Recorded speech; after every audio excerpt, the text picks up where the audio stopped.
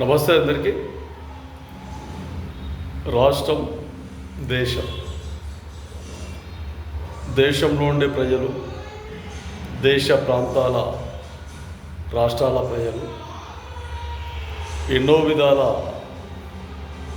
మంచి ప్రభుత్వాలు వస్తే ప్రజలు ఎక్కడ కూడా ఇబ్బందులు లేకుండా ఉంటారు అన్న ఆలోచనతో ప్రజలు ఉంటారు.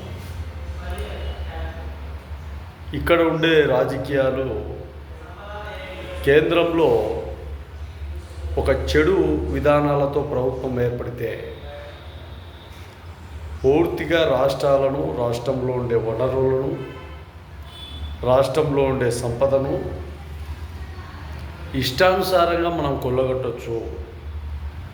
ఎక్కడ కూడా ఎవరు కూడా ఇబ్బందులు పెట్టరు అన్న ఆలోచన తీరుతో రాష్ట్రాలలో రాష్ట్రాల నాయకత్వాలు, అధికారం వస్తే అధికార నాయకత్వాలు ఉంటాయి. కేంద్రంలో చూస్తే ఒకవైపు, రాష్ట్రాలలో చూస్తే మరోవైపు. ఎన్ని చోట్ల ప్రజలు చైతన్యవంతులు కావాలని ఆలోచన చేసినా ప్రజలు చాలా వరకు గడ్డు పరిస్థితులలోనే ఇబ్బందులు కలుగుతున్నారు.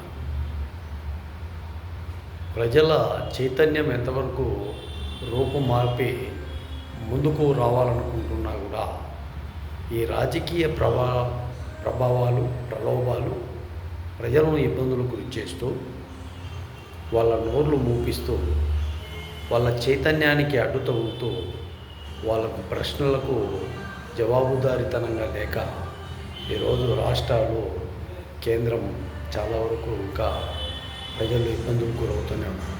కాబట్టి చాలా చాకచక్యమైన జాగృతిలో ప్రజల నడవడిక, ప్రజల రాజకీయం వైపు తీరు మళ్ళాలి. రాజకీయం వైపు తీరు మళ్ళితే ఆటోమేటిక్గా ఎక్కడ ఏ విధంగా ప్రశ్నించాలా, ఎక్కడ ఎవరితో ఏ విధంగా మాట్లాడాలా, ఎప్పుడు ఏ సందర్భాలలో రాజకీయాన్ని కుల్లబొడ్చాలా అన్న ఆలోచన తీరు ప్రజల్లో వస్తుంది. బాగుతున్నాడు.